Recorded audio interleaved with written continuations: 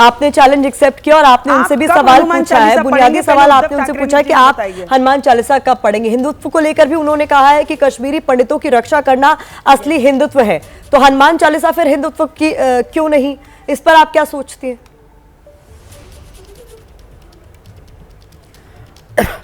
मैं आपको एक चीज बताना चाहूंगी कि इस देश के गृह मंत्री, प्राइम मिनिस्टर जिस तरीके से ये देश के लोगों के हित में और न्याय के लिए जो लड़ाई दे रहे हैं, उसके साथ में हम सब खड़े हैं।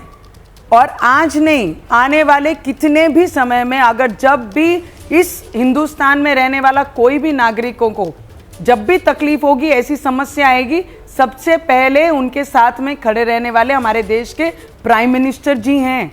और ये पूरे देश ने देखा है कि 8 साल पहले क्या परिस्थिति ये देश में थी, किसके न्याय में यहाँ पर बात होती थी, कैसे इंफ्रास्ट्रक्चर बिल्ड होता था। और आज भी हमारे देश के प्राइम मिनिस्टर उनके साथ खड़े रहेंगे। और इस देश के हर एक नागरिक, जब भी किसी पे अन्याय होगा, ये देश के नागरिकों पे, हर देश का नागरिक उनके बाजू में खड़े होकर स्टैंड लेने के लिए उतना ही सक्षम है। मैं उद्धव ठाकरे जी को पूछती हूँ, जब आप अपने दोस्त के नहीं हो सके, जब आपने कहा कि हम जिनके साथ थे वो इतने कट्टर विरोधी निकले, तो मुझे बताइए, विरोध उन्होंने नहीं, आपने बेईमानी की। आपने बीजेपी के पीठ पे खंजर खोप के आपने पद का दुरुपयोग किया। और आज पावर का दुरुपयोग, मिस यूज महाराष्ट्र में अगर कोई कर रहा है तो वो उद्धव ठाकरे जी के माध्यम से कर रहा है। तो नवनीत राणा जी, अभी तो अपने उसी जो दोस्त अब दुश्मन बन चुका है, उसी दोस्त को कटघरे में खड़ा कर रहे हैं ना उद्धव ठाकरे। कह रहे हैं साहब हिंदुत्व जो है वो सिर्फ बातों में क्यों, कश्मीरी पंडितों की बात कर रहे हैं वो। और ये तो हकीकत है कि कश्मीरी पंडितों को चुन चुन कर निशाना बनाया जा रहा है। तो आपको क्या लगता है, उद्धव ठाकरे कश्मीरी पंडितों की हत्या के मामले में अगर कटघरे में खड़ा कर रहे हैं केंद्र सरकार को, तो वो क्या कर रहे हैं? जी, मैं भी 3 वर्षों से पार्लियामेंट में जिस तरीके से काम कर रही हूँ, जो मुद्दे आ रहे हैं 370 को लेकर, जो मुद्दे आ रहे हैं, उसके बाद जितने भी बिल्स और अमेंडमेंट्स हमारे पार्लियामेंट में आए हैं, वो साफ तौर से ये दिखाई जाता है कि देश के हित में और देश में रहने वाला हर नागरिक उनके लिए इम्पोर्टेंस रखता है। मुझे पता है जो भी प्रॉब्लम्स आ रहे हैं उसे फेस करके उसे सही करना ये सेंट्रल का कर्तव्य है। सेंट्रल पूरी तरीके से, जहां तक हमें नॉलेज है, हम जो काम कर रहे हैं, हम जो देख रहे हैं पार्लियामेंट के अंदर और पार्लियामेंट से बाहर भी, तो यही समझ में हमें आ रहा है कि प्राइम मिनिस्टर ये देश के हित में काम कर रहा है। जो उद्धव ठाकरे जी आज इन पे एलिगेशन लगा रहे हैं कि ये पहले की बीजेपी रही है, पहले तो इन्होंने उत्तर देना चाहिए। आज जिस तरीके से राज्यसभा के अंदर, राज्यसभा के वोटिंग के लिए सभी एमएलएस को जो 5 स्टार में रख रहे हैं, 50,000 रुपये दिन का रेंट भर रहे हैं और हमारे ऊपर देशद्रोह का कलम ऑफेंस लगवा रहे हैं सिर्फ हनुमान चालीसा पढ़ने पे।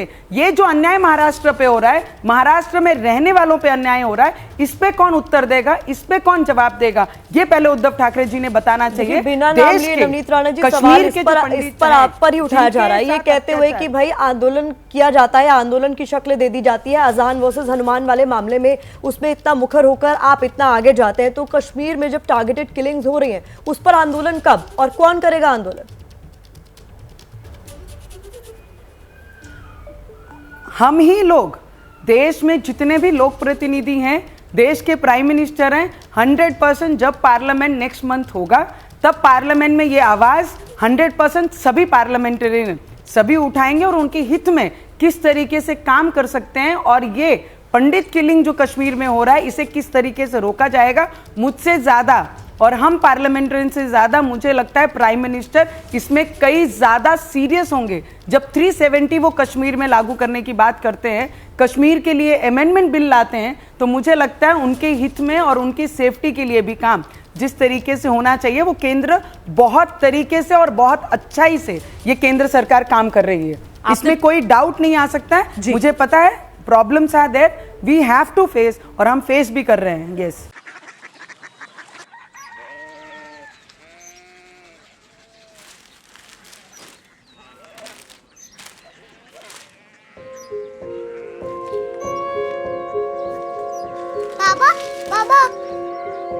कोरिया सिटी जानी ना,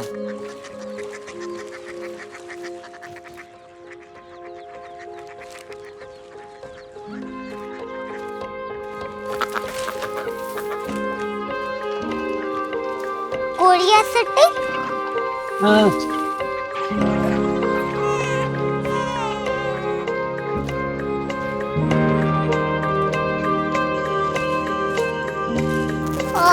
कोरिया सिटी कहाँ पे है? शहर अंग्रेजी लगे हैं।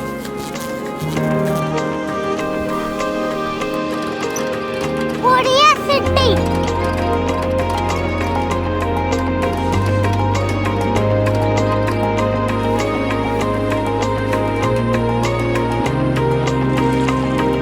वो बहुत दूर है।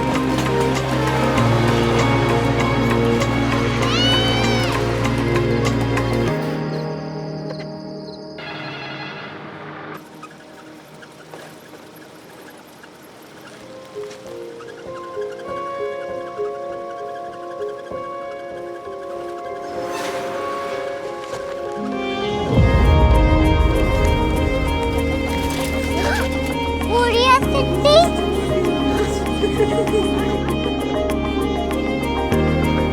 दुनिया को बोलना है, कुछ लोग बड़े होते हैं। कोरिया सिटी कहाँ है? प्रोफेसर साहब को पता होगा। हो, ये छोटा वाला ग्लोब लगता है और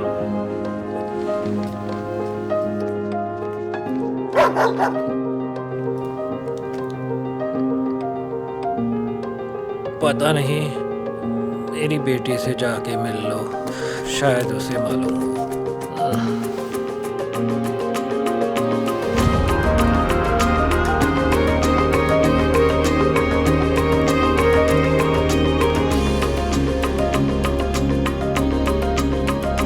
हाय,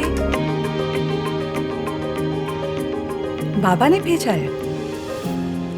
come here. Korea city. Korea city नहीं, क्यूरियोसिटी। वो क्या? That's what brought you here? जो तुम्हें यहाँ तक ले आया। क्यूरियोसिटी।